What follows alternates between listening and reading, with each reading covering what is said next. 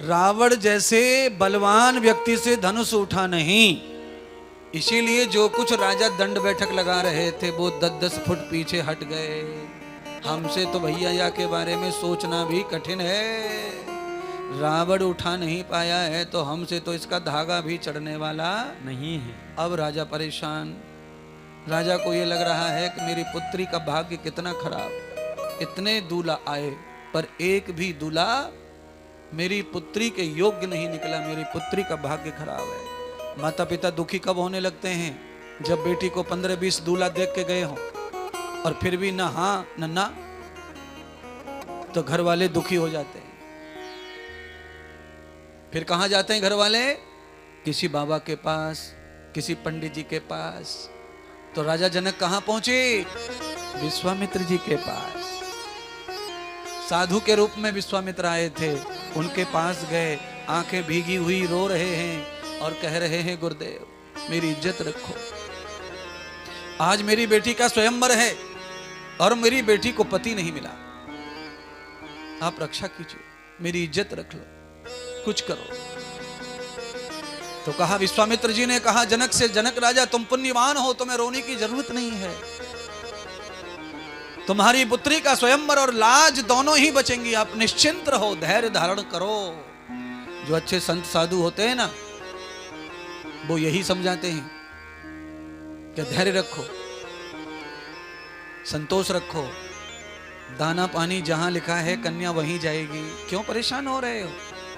है ये लड़का अच्छा था, वो लड़का अच्छा था, वो अच्छा था, नहीं हुआ। बहुत अच्छा नहीं हो रहा है। जितने दिन नहीं हो रहा है उतने ही दिन बेटी तुम्हारी है, और जिस दिन हो जाएगा बेटी पराई हो जाएगी, तुम्हारी नहीं रहेगी। फिर बेटी को तुम्हारी चिंता कम हो जाएगी बहुत। फिर वो उसकी चिंता करेगी। किसकी? वर्ण करने वाले पति की है।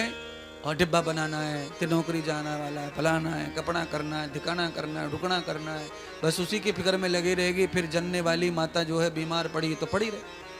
काय करूं है, कैसे कह आऊ, काय करूं, आई आई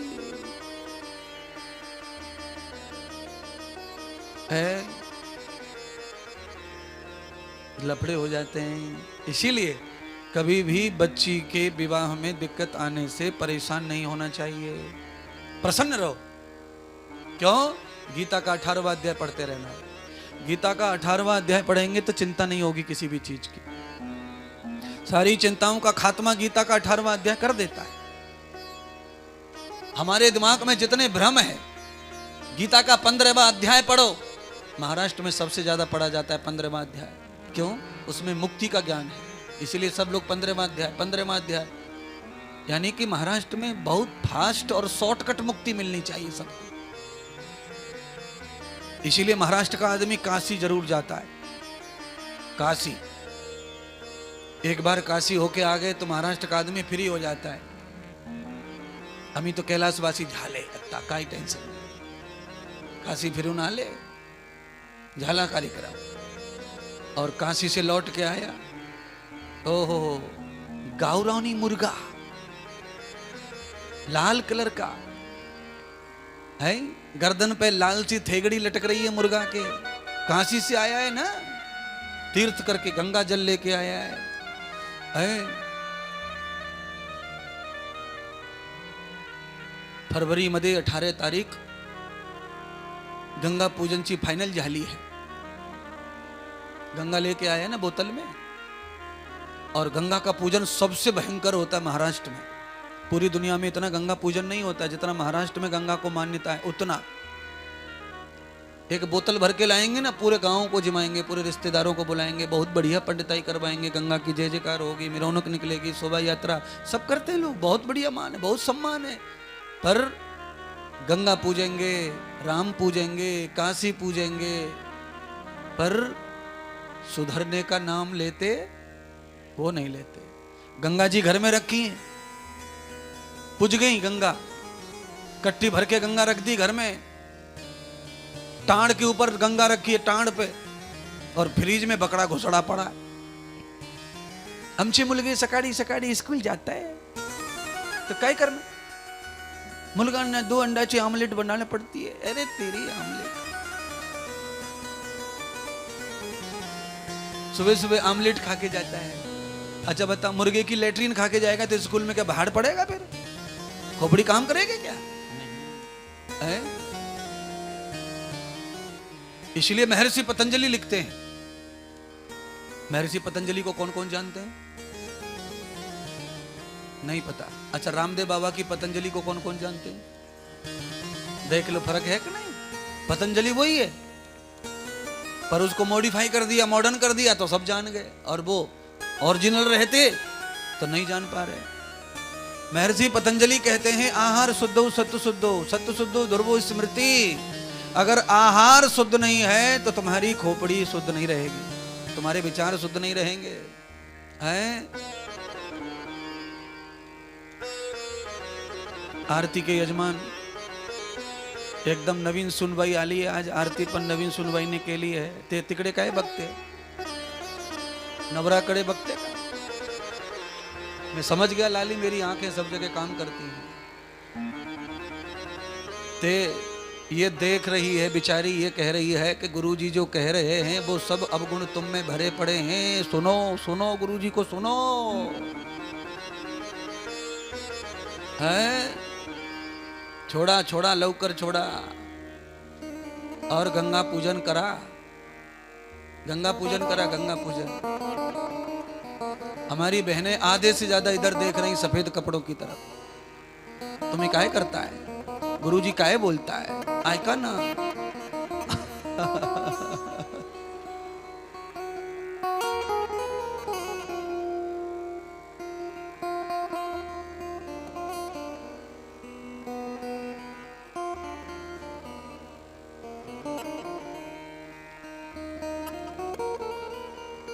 श्री राम जी की ओर देखने लगे सब।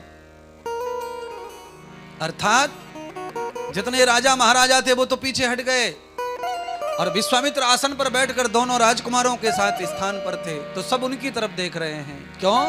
मैं भी तुम्हारी तरफ देख रहा हूं। ये बच्ची जो देख रही थी, मैं उसके साथ हूं, मैं भी उधर ही देख रहा हूं। तो जितनी हमारी लड़कियां हैं, लड़के हैं, जवान युवा, सारा देश उन्हीं की ओर देख रहा है। डूबते हुए भारत को, डूबती हुई संस्कृति को अगर कोई बचा सकता है तो युवा शक्ति बचा सकती है। ये युवा लड़का लड़की बचा सकते हैं, यही डुबा रहे हैं। तो सभी जवानों की तरफ देख रहे हैं। राम और कृष्ण लक्ष्मण दोनों जवान है भाई साहब, सबको उम्मीद उन्हीं से है। अब ये कुछ करेंगे, ये कुछ करेंगे, मेरी उम्मीद भी जवानों से ही है। अब जिनके घुटने गए काम से, जिनके कमर काम से गई, दांत आधे चले गए, उनसे उम्मीद करके क्या करूं? आपने देखा होगा एक पोस्टर, फोटो, जिसमें भगवान कृष्ण गोवर्धन उठा रहे, तो गोवर्धन उठा रहे हैं तो उसमें एक भी बूढ़ा नहीं है, सब लड़के लड़के। गोवर्धन उठाने का मतलब समझते हो क्या? अगर आपको धर्म बचाना है, हिंदू धर्म की रक्षा करनी है, तो सब युवाओं को, सब जवानों को ही सुधरना और खड़ा करना पड़ेगा। और सबसे ज्यादा बिगड़ रहे वही हैं जिन पर आशा है। अब बताओ, अब 22 साल के लड़के को चश्मा लग जाए तो इससे गोवर्धन कैसे उठवाओ? बोलो ना। 14 साल की बच्ची को चश्मा लग जाए तो मैं इसको कैसे भेजूं कि जा निशाना लगाना सीख? कैसे करे? ये सब क्या हो गया है, कैसे हो गया है? बच्चे पहले पैदा नहीं होते थे क्या? मैं बच्चा नहीं था कभी, आप बच्चे नहीं थे, बूढ़े लोग बच्चे नहीं थे कभी। तो ये क्या समय आ गया है?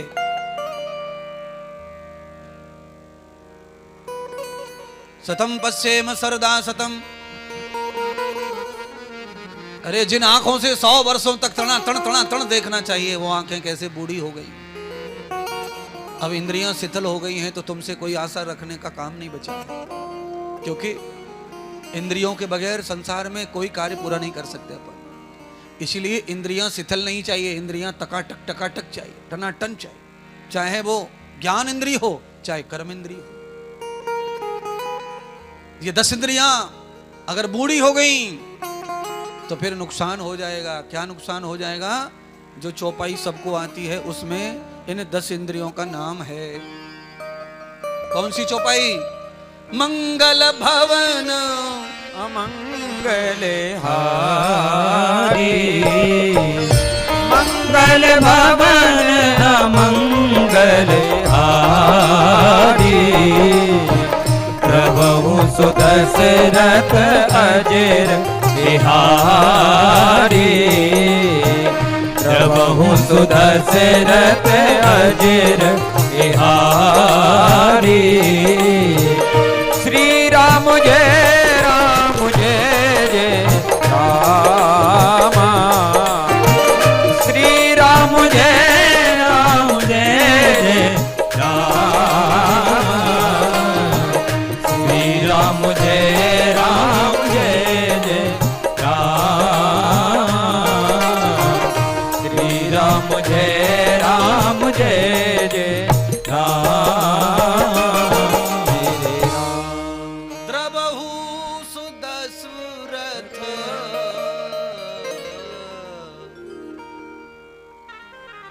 दशरथ। ये तो चौपाई हो गई। अब इसमें एक वेद का मंत्र और जोड़ देता हूं। रथे तिष्ठति नयता बुरो यत्र यत्र कमायते सुसारथी। ये शरीर जो है ये दशरथ है, और इस शरीर में जब ये 10 इंद्रियां घोड़ा बनकर इस शरीर को चलाती हैं, खींचती हैं, तो इस शरीर में राम बैठे हुए हैं। और इस शरीर में राम बैठे हैं तो राम प्रकट होंगे इस शरीर से, इस रथ से। पर ये तब होगा जब ये 10 के 10 घोड़े तुम्हारी आज्ञा मान रहे होंगे, तब होगा। अगर घोड़ा तुम्हारे इशारे से नहीं चलेगा तो वो रथ को कहीं से कहीं ले जाएगा। इसीलिए दशरथ, दशरथ का मतलब समझ गए, जितेंद्रिय राजा। और जो जितेंद्रिय है वही राम का मालिक है, वही ब्रह्म का मालिक है, और वही तेज का, ओज का, सौंदर्य का मालिक है, और वही भगवान की कथा का भी मालिक है। अरे जिसका ब्रह्म तेज नष्ट हो गया है वो कथा का मालिक नहीं है। वो ऐसे ही कथा गा सकता है, टाइम पास कर लेगा या सहारा ले लेगा, पर ब्रह्म चेष्टाम ब्रह्म चेदम, ब्रह्म का स्वरूप जिसमें समा जाए, उसमें ही तेज, भगवान का तेज आ जाए, वह कथा गाए। वही कथा से राम प्रकट करता है। अमंगल को अगर मंगल करने वाले हैं तो राम है, और वो राम कहाँ है? दशरथ के घर में है। तो दशरथ का घर कहाँ है? ये काया, ये शरीर। दुनिया का सारा अमंगल इस मानव के शरीर से ही मंगल में बदल जाता है। आप ही हैं वो जो सारे अमंगल को मंगल कर सकते हैं। आप में वो शक्ति है, वो गुण है, वो पावर है। अच्छा बताइए, धरती खोद खोद करके हीरा कौन निकाल रहा है? मनुष्य। धरती खोद खोद करके सोना कौन निकाल रहा है? तांबा कौन निकाल रहा है? मनुष्य। अच्छा, समुद्र में से पेट्रोल कौन निकाल रहा है? मनुष्य। ये सारी गुणता, सारी संपन्नता तुम्हारे अंदर समाई हुई है। पानी से पेट्रोल, पानी से गैस निकाल रहे हो। कोयले की खदान में सोना ढूंढ के लिए आए, ये तुम्हारे अंदर है। अगर कोयले में सोना ढूंढ सकते हो, तांबा ढूंढ सकते हो, तो राम को ढूंढ सकते हो अगर चाहो तो। पर तुम्हारा अंडा, तुम्हारा मांस, तुम्हारी बुराई, तुम्हारा झूठ, तुम्हारा छल, तुम्हारा कपट। एक आध आदमी आमोदा के ऐसे कह रहे हैं कि सूर्यवंशी ने गुरुजी को बुलाया है, इसने ही बताया होगा मांस का, अंडे का, वगैरह वगैरह, इसीलिए गुरुजी बोल रहे ना। मैं जितना बोलता हूं मेरा काम ही यही है, मेरी पहचान ही दुनिया में यही है, मेरा काम ही यही है। आपने गुलाम राम जी कल सुना था कि नहीं सुना था? वो क्या कह रहे थे मेरे बारे में? मैंने कितने युवाओं का व्यसन छुड़ा दिया, मेरा काम ही वही है। और मैं बहुत कम बोल रहा हूं, कम। पहली बार आया हूं तो कम बोलता हूं, दूसरी बार आऊंगा तो ऐसा झाड़ू लगाऊंगा कि पूछो मत।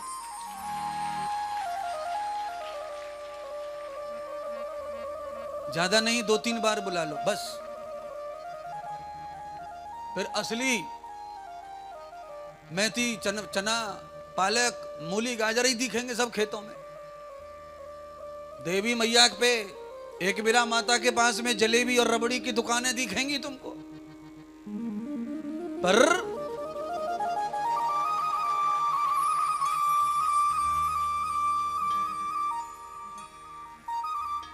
भगोना भगोना इतने दिन से भट्टी पे चढ़ा हुआ है, कभी सब्जी पक रही है, कभी दूध पक रहा है, कभी दलिया पक रहा है, कभी खिचड़ी पक रही है। वो इतना काला हो गया है कि 2-4 बार में सफा होने वाला नहीं है। उस पर लेयर आ गए, लेयर। तो वो लेयर साफ करने के लिए अभी थोड़ा गलाना पड़ रहा है महाराज को। और पानी में साबुन घोल के साबुन लगा के छोड़ दिया थोड़ी देर। दोबारा जब आऊंगा तो हाथ में मंजा लेके आऊंगा।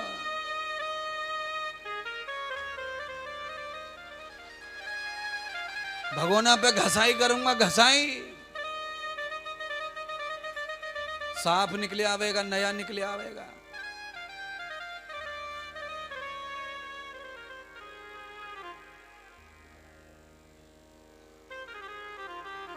सब शांत हो गए, इसका मतलब दोबारा नंबर नहीं है मेरा है।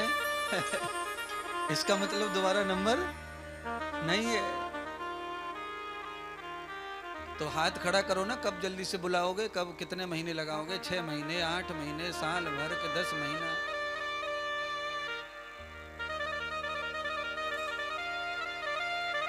या तो ना बोल दो या तो हाँ बोल दो है।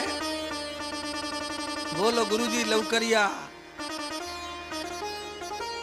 तो ये पुरुष लोग नहीं चंदा देंगे तो क्या होगा? कथा कहां से होगी? टेंट को खर्चा। गुरुजी आप चिंता मत करो, इतना तो हम पेंट में से निकालते ही रहती हैं, आपका काम कर देंगी, पर आप आ जाओ जल्दी से।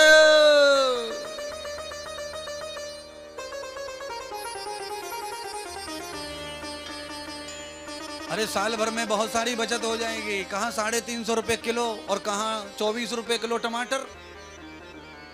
24 रुपए किलो टमाटर खाकर आदमी अंदर से बाहर से सब तरफ से टमाटर हो जा रहा है, और 350 रुपए किलो बकड़ा खा करके आदमी कुछ नहीं हो जा रहा है, मरा सा पड़ा है, सड़ेला सा। मुंह पे 12 बजे हैं।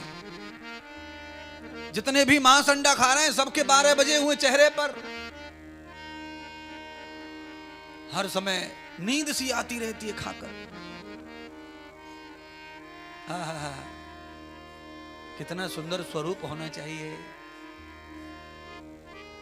कम से कम 40 साल तक तो क्रीम पाउडर कुछ भी नहीं चाहिए।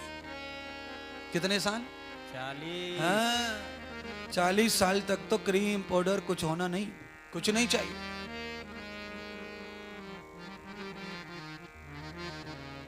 क्या जरूरत है? 40 साल के बाद में थोड़ी बहुत कमी आने लगती है, और जब लगे कि यहां सीमेंट झड़ रहा है वहां पे थोड़ा सा लगवा दो। ऐसा लगे कि यहां सीलन आ गई है, यहां झड़ गया है, तो थोड़ा थोड़ा लिपस्टिक चलने दो। डेंटिंग पेंटिंग थोड़ी ठीक लगती है। अब बता, कोरा झंड मकान, टनाटन मकान अभी अभी बन के कलर मार के भगवान ने ओपन किया है, उद्घाटन किया है, और मकान का नाम रखा है, और मम्मी लगी है दे पाउडर दे पाउडर। बता, 6 महीने के बच्चे पे पाउडर छिड़क रही है। अभी इसकी सगाई करेगी तो 6 महीने में दे पाउडर दे पाउडर दे पाउडर। 6 महीने के बच्चे पाउडर लगा रहे, और मम्मी बिगाड़ रही है। बच्चा मांग नहीं रहा पाउडर। आज ही गया ना, आज ही गया, पकड़ा बाला ने, आओ लाओ। तू काय कर? काई नहीं, मैं पाउडर घेते ना। हाजी की गोद में डाल दिया और बहुरानी पाउडर लेने गई है। ड्रेसिंग टेबल से पाउडर निकाल के लाई। अरे छोरा के मुंह पे, गर्दन पे, पीठ पे, सब जगह एकदम धुआंधार पाउडर से छोरा गोरा चिक्का मार दिया।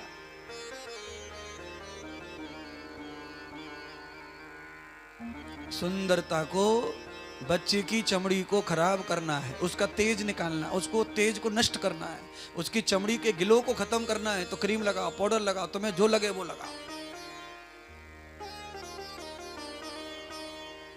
40 साल तक चमड़ी रोज आती है रोज जाती है पगलो। आज जो चमड़ी है वो रात को नहीं रहेगी, वो मर जाएगी, नहीं आएगी सुबह ताजा।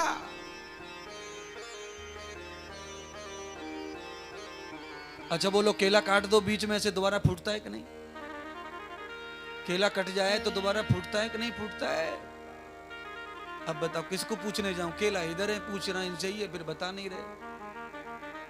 केला को कट मार दिया जाए तो वो दोबारा फूट जाता है कि नहीं? फूट जाता है। तो चमड़ी भी ऐसी है। चमड़ी रोज मरती है, रोज जन्म लेती है। अगर चमड़ी जन्म ना ले रोज तो आदमी तो 3 दिन में ही बूढ़ा हो जाएगा। फिर रोज चमड़ी का जन्म होता है, हर रोज। इसीलिए चमड़ी के जन्म के लिए व्यायाम करो, अच्छा भोजन करो, अच्छा विचार रखो, अच्छा ध्यान करो, जिससे अच्छी प्रकट हो, अच्छी चमड़ी बाहर आए। अच्छा बोलो, जलेबी की चाशनी अगर उसमें हरा रंग मिला दिया जाए तो जलेबी कैसी लगेगी? हरी। अच्छा केसरी रंग मिला दिया जाए तो जलेबी कैसी लगेगी? केसरिया। और सिंदूरी रंग मिला दिया जाए तो जलेबी सिंदूरी। तो ये जो शरीर है ये जलेबी है, जलेबी। इसमें जैसा रस भरोगे वैसा दिखेगा। अंडा भर लो, अंडा दिख रहा है। बकड़ा भर ले, बकड़ा दिख रहा है। आहा। और केसरिया भर ले तो देख ले कैसा केसरिया दिख रहा।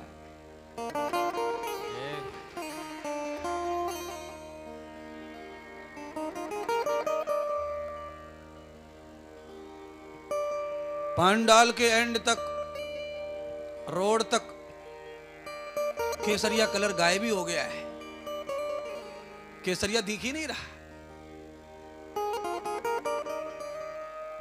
क्यों दिखेगा केसरिया? क्योंकि भुर्रे कलर का बकड़ा खाया है ना, सतरंगी का बकड़ा। सतरंगी कई कई बकड़े ऐसे रहते हैं ना पे 15-20 कलर होते हैं ऊपर, बुंदकी बुंदकी सी, बुंदकी बुंद।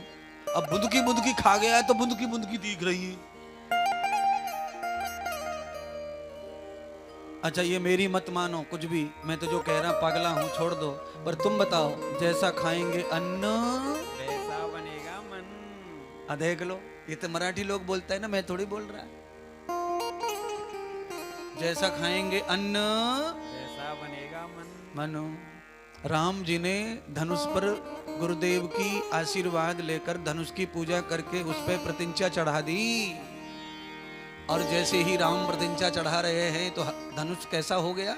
कमल के फूल के समान हो गया। क्यों? राम जी ने गुरु का आशीर्वाद लिया, फिर धनुष की पूजा की। शंकर भगवान और पार्वती दोनों गदगद हो गए। देखो राम कितने मर्यादा, कितने शील है, कितने आचरणवान हैं कि हमारे धनुष को भी पूज रहे हैं। इतनी मान्यता।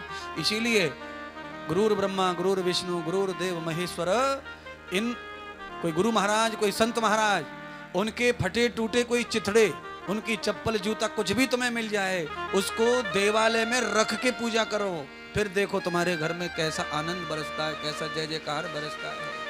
गुरु ही प्रणाम मन ही मन कीना। गुरु ही प्रणाम मन ही मन कीना। अति लाघव उठाई धनु लीना। अति लाघव उठाए धनु लीना। लेत चढ़ावत खेचत गाड़े। लेत चढ़ावत खेचत गाड़े। कौन रखा देख सब ठाणे। कौन रखा देख सब ठाणे।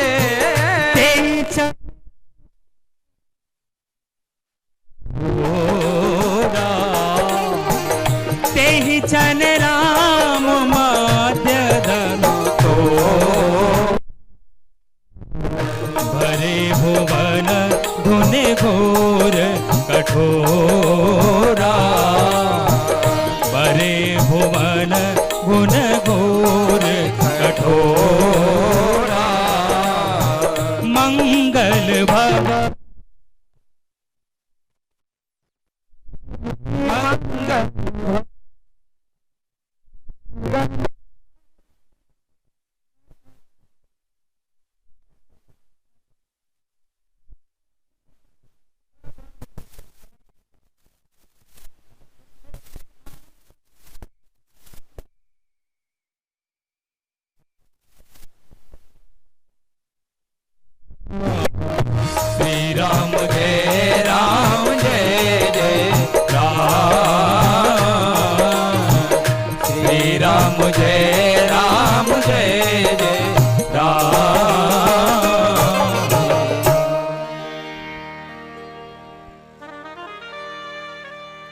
सीता जी के हाथ में वरमाला, धनुष पे प्रत्यंचा चढ़ाई तो धनुष अपने आप ही टूट कर गिर पड़ा। दुंदुमियां बजने लगी, नगाड़े बजने लगे, ऊपर से पुष्प बरसने लगे, जय जयकार होने लगी। बोलो सीताराम चंद्र भगवान की जय, अवध के राजा की जय हो।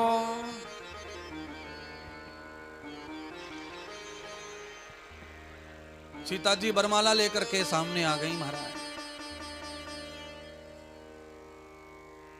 राम जी ने विश्वामित्र जी के चरणों में माथा टेक दिया, कहा गुरुदेव आपकी आज्ञा से मैंने धनुष का तो काम कर दिया, पर मेरे ऊपर कृपा करो, ये माला मेरे गले में मत डलवाओ, मैं विवाह नहीं करना चाहता, ये काम मेरा नहीं हो, क्योंकि ये शरीर का जो मालिक है वो मेरे पिता माता है, और ये शरीर की धरोहर मेरे पिता माता है, मैं तो उनके लिए अवतार लिया है, इसीलिए मैं विवाह कर नहीं सकता, और मैंने बचपन में ही वचन दिया है, दुनिया का कोई भी सुख पहले मेरे छोटे भाई ग्रहण करेंगे, बाद में मैं 5 वर्ष का था तभी मेरी माता को ये वचन दे चुका हूँ, इसीलिए पहले मेरे तीनों भाइयों का विवाह हो, बाद में मेरा।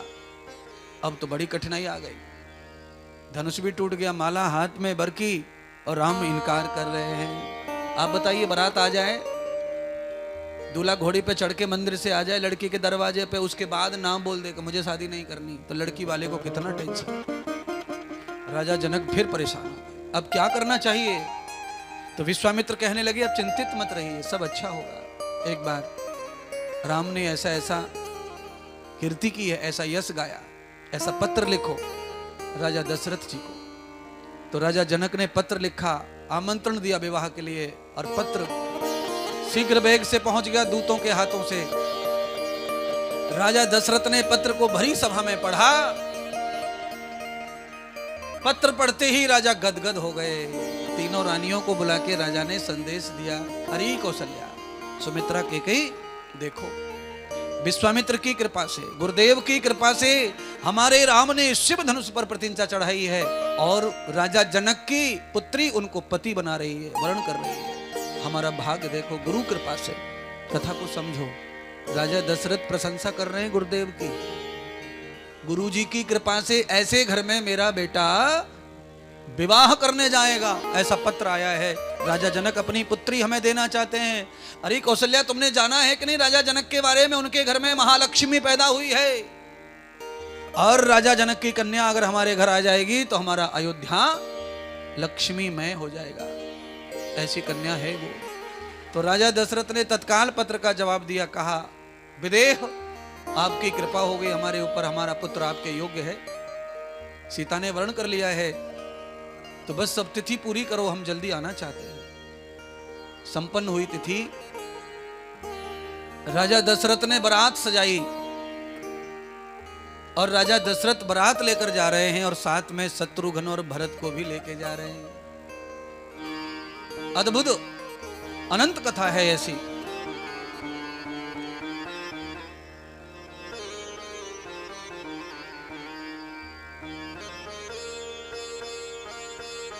तब तक स्वयंवर में तैयारियां विवाह की हो रही हैं, चारों तरफ जनमानस बना दिया गया है। हर एक बाराती को एक एक कमरा दिया जाएगा, 4-4 सेवादार दिए जाएंगे, सोने के बर्तन दिए जाएंगे, रेशम की चादर दी जाएंगी, पूरी व्यवस्था लगाई जा रही है।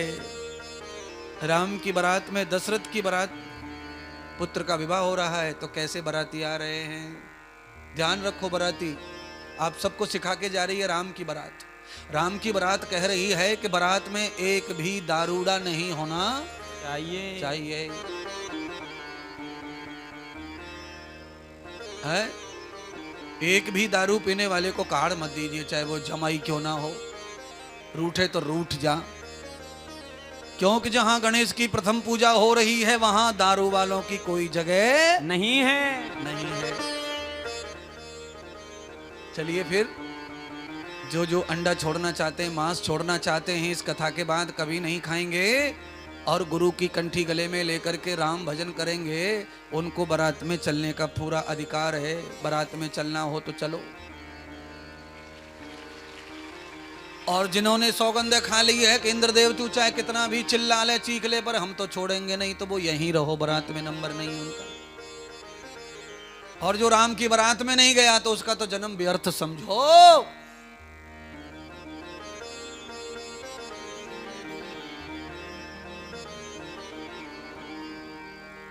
ले चलें बारात? नीलकंठ चलोगे क्या? हे राजा राम जी की अजब बारात, अवध से मिथिला चली। राजा राम जी की अजब बारात, अवध से मिथिला चली। राजा राम जी की अजब बारात, अवध से मिथिला चली। राजा राम जी की अजब बारात, अवध से मिथिला चली।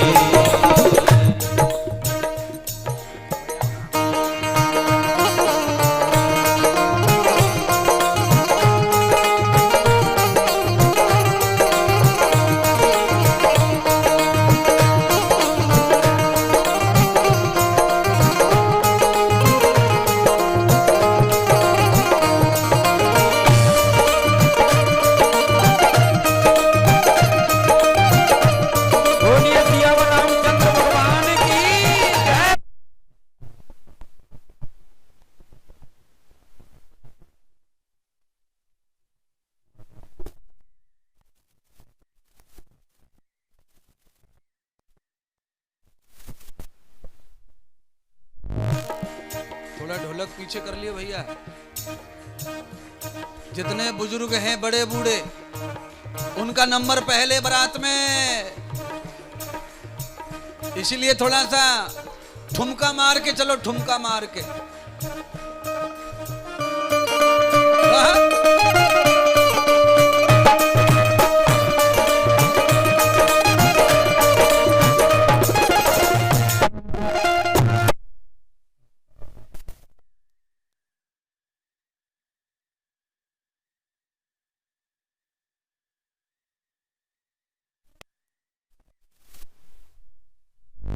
दो बजे आरती किस किसने की थी? आरती, वो आरती वाले किधर गए?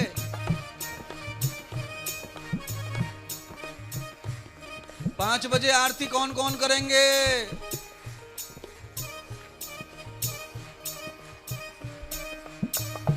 राम आ गए हैं आरती करने के लिए, आ जाओ लड़की वाले। राजा राम जी की अजब बारात, अवध से मिथिला चली। राजा राम जी की अजब बारात, अवध से मिथिला चली। राजा राम जी की अजब बारात, अवध से मिथिला चली। देख लो ऐसे गुरुजी कहां से लाएंगे? उठा के पीछे से यहां बुला लिया, आगे आरती। सीता के बगैर आरती अधूरी है। किधर है सीता?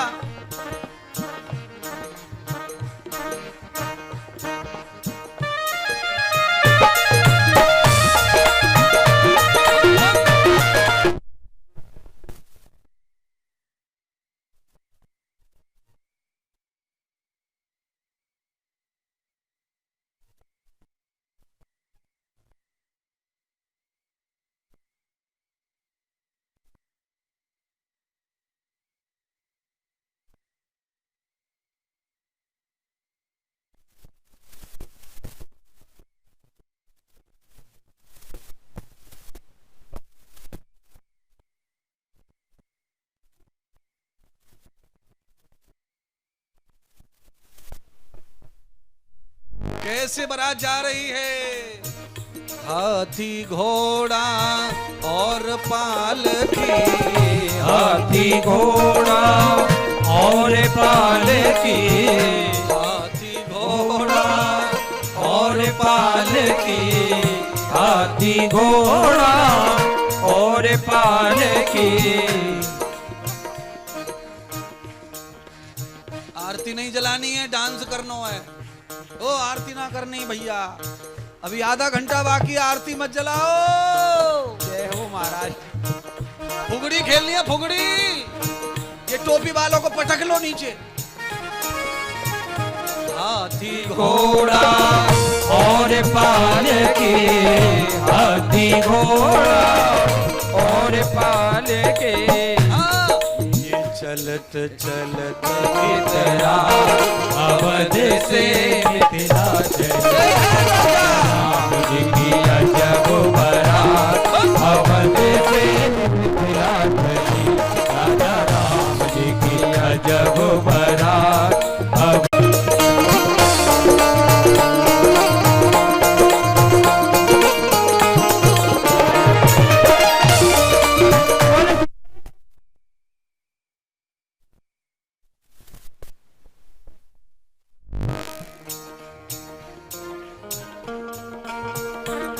पीछे वालों, शादी में इस तरह नहीं नाचते तुम जो नाच रहे हो। विठ्ठल विठ्ठल।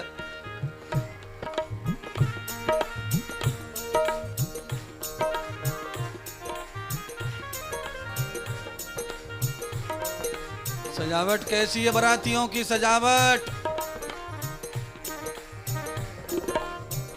हाथ में माला, भाल पे चंदन, हाथ में माला, बाल पे चंदन। जिनके माथे पे तिलक नहीं है सनातन का, उनको बारात में एंट्री नहीं है।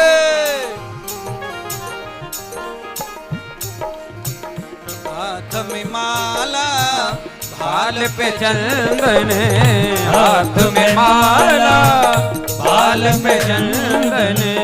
हाथ में माला, भाल पे चंदन, हाथ में माला, बाल पे चंदन। सब दाढ़ी बाले दिखा अवध से मिथिला चले। राजा राम जी की अजब बारात अवध से मिथिला चली। राजा राम जी की अजब बारात अवध से मिथिला चली। राजा राम जी की अजब बारात अवध से मिथिला चली। देखो,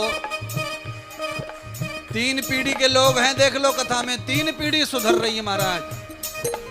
छोटे छोटे बच्चे भी बारात में क्या बढ़िया, थोड़ा बढ़िया नाचो, बढ़िया वाला नाचो, बढ़िया। ये गुंडा वाला नाच रहे हो, बढ़िया वाला स्टाइल वाला। हाँ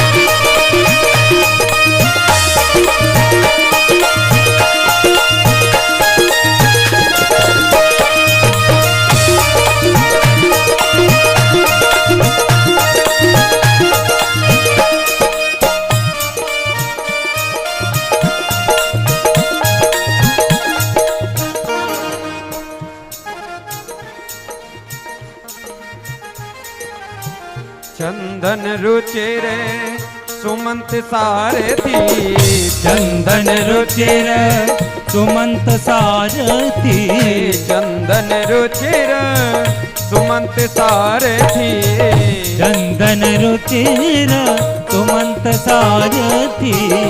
नृप गुरु संग ये सुहा अवध से मिथिला चली।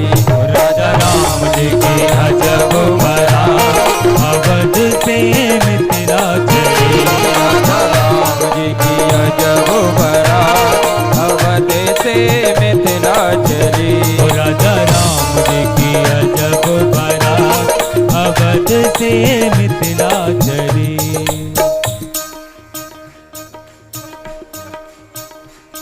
सब देवता प्रकट हो गए जनकपुरी में।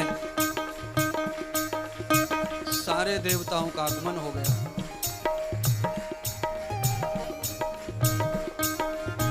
महर्षि देवताओं के गुरु बृहस्पति पधार गए। सुंदर मंगलाष्टक जप रहे हैं, मंत्र बोले जा रहे, स्वस्ति वाचन हो रहा है और कन्यादान किए जा रहे, गौदान किए जा रहे। महाराज एक एक बराती का सत्कार सम्मान, वस्त्र दिए जा रहे हैं, आभूषण दिए जा रहे। महाराज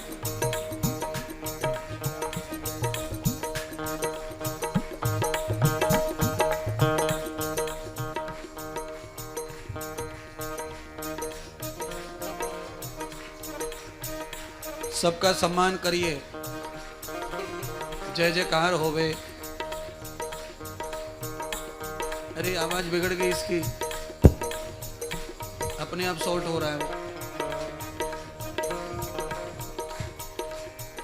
हे राजा राम जी की अजब बारात अवध से मिथिला चली। राजा राम जी की अजब बारात अवध से मिथिला चली। राजा राम जी की अजब बारात अवध से मिथिला चली। राजा राम जी की अजब बारात अवध से मिथिला चली। राजा राम जी की अजब बारात अवध से मिथिला चली।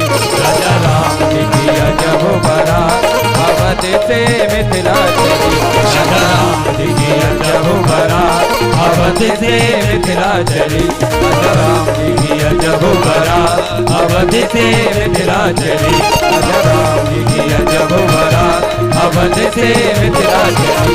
राजा राम जी की अजब बारात अवध से मिथिला चली। अवध से मिथिला चली। अवध से मिथिला चली। अवध से मिथिला चली। सियापति रामचंद्र भगवान की जय हो। आज के आनंद की जय हो। अब आरती सजा लो।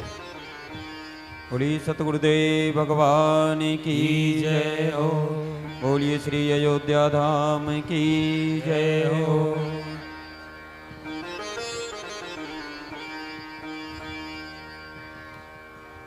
जिनको भी सीता माता के स्वयंवर में इच्छा हो रही है कि थोड़ा सेवा करना, गौदान करना, थोड़ा वृद्धों की सेवा करना, अपने अपने हिसाब से थोड़ा थोड़ा कन्यादान के रूप में गौ सेवा में सहयोग जरूर करो।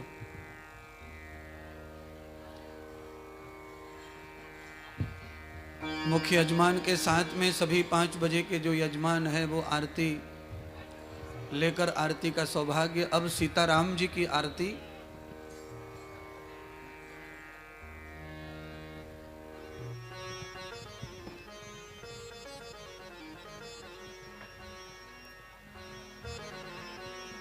बोलिए श्री सतगुरुदेव भगवान की जय हो।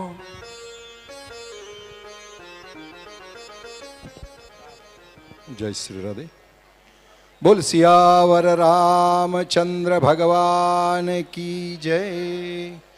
आरती के यजमान कृपया मंच के सामने पधारेंगे। किशोर जयबराव सूर्यवंशी, प्रवीण सुरेश सूर्यवंशी, महेश लक्ष्मण सूर्यवंशी, गोरख शेनपड़ू सूर्यवंशी, जमनादास जी वामन सावखेड़े पाटिल तथा आबाजी आनंदास सूर्यवंशी एवं बबलू छोटू पाटिल, विलास शिवाजी पाटिल, गोपाल मधुकर पाटिल, विनायक वासुदेव पाटिल तथा योगेश रमन पाटिल, यह सभी मंच के सामने पधारेंगे तथा मंच पर मुख्य यजमान सूर्यवंशी परिवार आरती हेतु मंच पर पधारने का कष्ट करेंगे। नीलकंठ पीताम्बर सूर्यवंशी, तुषार नीलकंठ सूर्यवंशी सपत्निक मंच पर पधारने का कष्ट करें।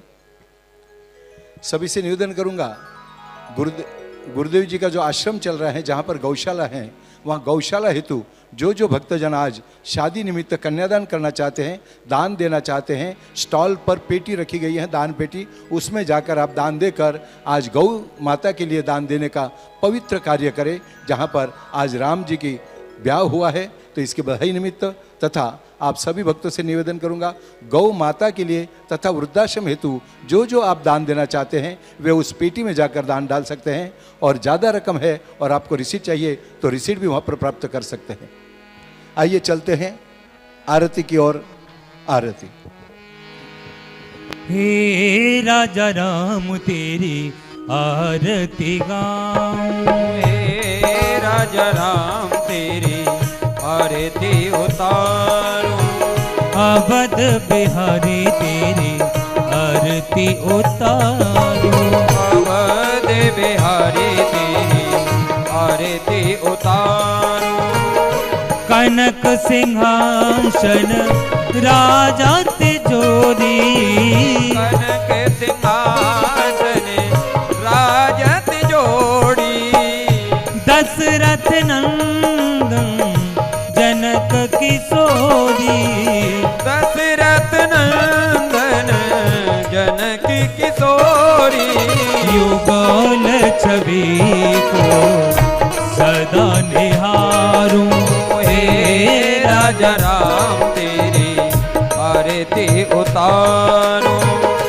वाम भाग सो बीत जग जननी, वाम भाग सो बित जग जननी, चरण विराजत है सुत अंजनी, चरण विराजत है सुत अंजनी, इन चरणों में जीवन गारूं, हे राजा राम तेरी आरती उतारूं, चरणों से निकली है गंगा प्यारी, चरणों से निकली है गंगा प्यारी, पावन करती है दुनिया सारी, पावन करती है दुनिया सारी, इन चरणों को सदा पखारूं, हे राजा राम तेरी आरती उतारूं, आरती हनुमत के मन भावे, आरती हनुमत के मन भाए, राम कथा नित शिव जी गावे, राम कथा नित शिव जी गाए, मैं सुने सुने जन्म समारूं, हे राजा राम तेरी आरती उतारूं, कौशल्या के लाला तेरी आरती उतारूं, कौशल्या के लाला तेरी आरती उतारूं, अवध बिहारी तेरी आरती उतारूं, अवध बिहारी तेरी आरती उतारूं, कर्पूर गौरम करुणावतारम संसार सारम भुजगेन्द्रहारम सदा वसंतम हृदयालविंदे भवम भवानी सहितं नमामि, त्वमेव माता च पिता त्वमेव, त्वमेव बन्धु च सखा त्वमेव, त्वमेव विद्या द्रविडं त्वमेव, त्वमेव सर्वं मम देवदेव, त्वमेव सर्वं मम देवदेव, त्वमेव सर्वं मम देवदेव, त्वमेव सर्वं मम देवदेव।